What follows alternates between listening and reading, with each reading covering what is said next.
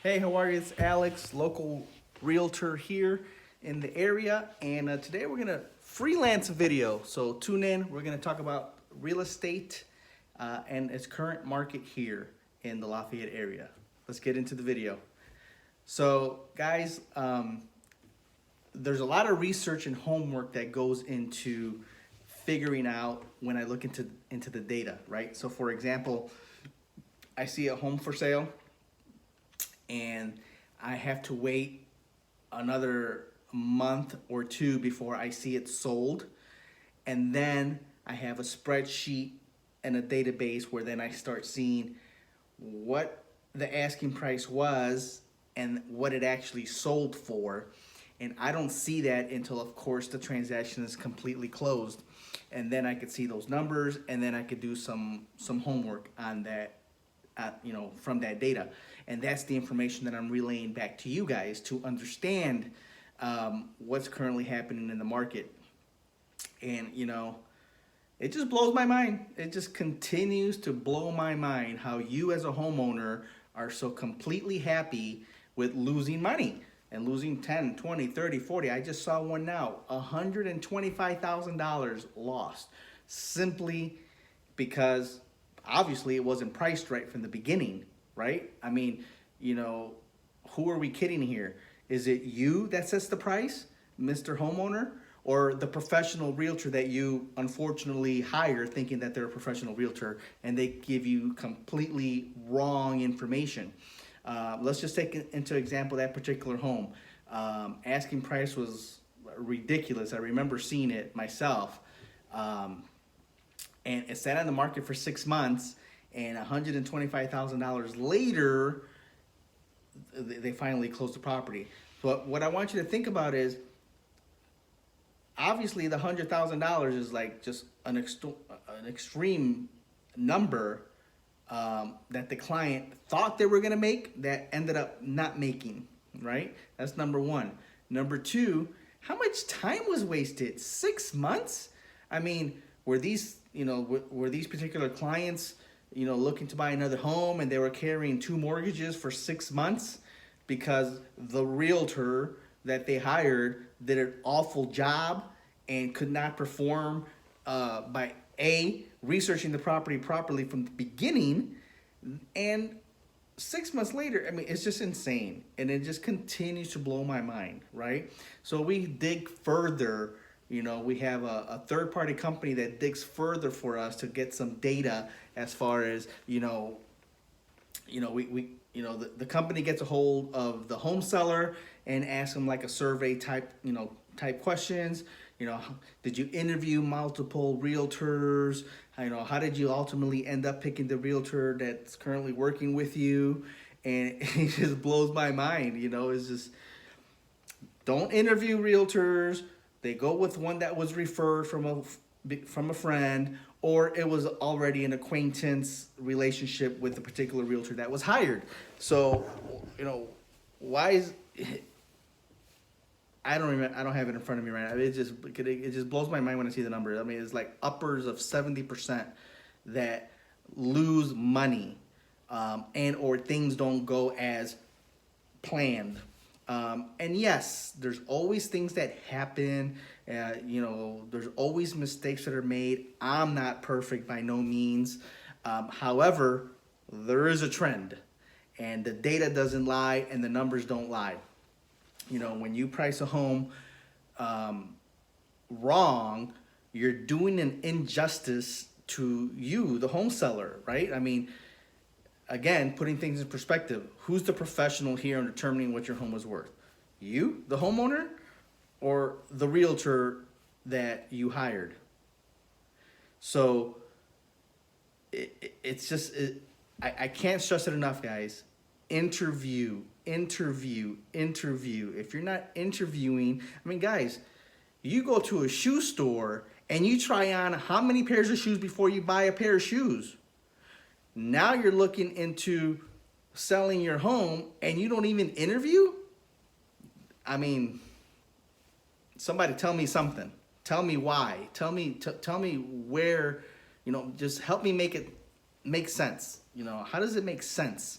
You know, even in the medical field, we get 2 or 3 opinions before we do a major surgery. You know, again, the shoe example. You know, when you go buy a car, do you walk into the dealer and say, that's the one, here's a check? I mean, you shop for everything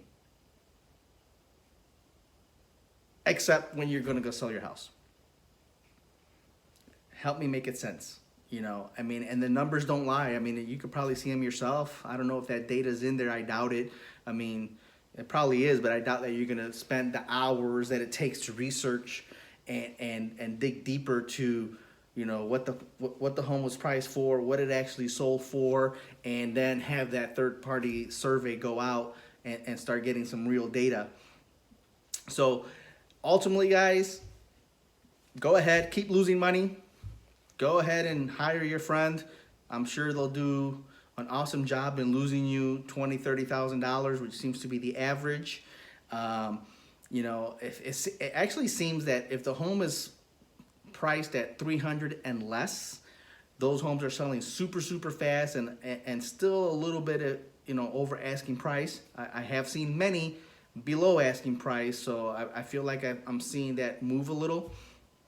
But it's those homes that are priced 300 and plus, right? Those 400s, 450s, 550s, 600s. I mean, the last one I saw, priced at 775, ended up at 730. Okay, maybe not ultimately bad, but what would have happened if it was priced at 725 from the beginning? Do you end up at 735, making more money and sold sooner? Because again, the second part to this is the time that it sits on the market. You know, and I think when people are maneuvering their finances, I don't think anybody's expecting not to sell their home right away because they have plan B, you know, whether they're moving or job, I mean, whatever. So I don't think anyone's expecting to not do whatever's next in their life for 6 months, 7 months, 8 months because their primary home hasn't sold, and obviously they need those funds to do whatever's next. So guys, interview. Even if you end up back with your friend or your the referred agent to you, so what? Interview 1 or 2 other people. You know, I mean, what if you hear something that says, hey, you know, you know, the guy was referred and he's my friend, I've had beers with him or whatever, but I mean, this guy kind of makes sense, or this young lady makes sense, and I think maybe this might be a better fit. Or in you know, worst case scenario, you're going to be more informed to make an educated decision when you do have a conversation with the referred agent that you're going to hire anyways, and then you start asking them some questions like, how are you going to market my property? I don't, you know, how do we know we're being priced right? Show me the comps. You know, you say 580 and someone else told me 550. I mean, like, why is there a difference? And you start asking questions and you get informed. And, you know, just like when you do any, you know, even when you buy a car, I know you do a lot of homework. I know friends that are in the car business and they tell me the story of how their clients spend months researching a vehicle before they buy one. You're not spending even a day interviewing an agent before you hire one. I mean, again, you know, help me make it, you know, make sense out of this. You know, how does that work? You know, that's just one update. Again, interview, ask questions. You know, are you on time constraints? You know, are you a risky seller? Are you willing to risk 3, 4, 5, 6 months? Do a price drop, because you can do a price drop anyway, and shoot for the moon. But can you even make that decision if you don't have the data in front of you? You know, if you don't have the information in front of you and you're consulting with a full-time realtor, which is a completely different video, right? Like, again, blows my mind that you continue to hire part-time agents to sell your home. I mean, I guess I don't get it. I don't get it. Ask questions. Are you a full-time agent? Oh, you're not? Okay. Red flag automatically.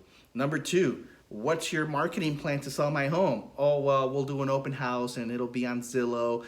Red flag number 2. You know, anybody can do that, right? You know, What's your pricing strategy? You know, can you show me the comps? Oh, well, I think it's worth this and that, and this is why. Okay, and then take all that information and move on to, you know, to your next interview and ask all those same questions again. And then take a week. Take a week. What's the difference between having your house go live tomorrow versus it going live next Thursday? Take a week, do the homework. If you lose money, it's probably your fault for hiring the wrong agent, and that's the bottom line.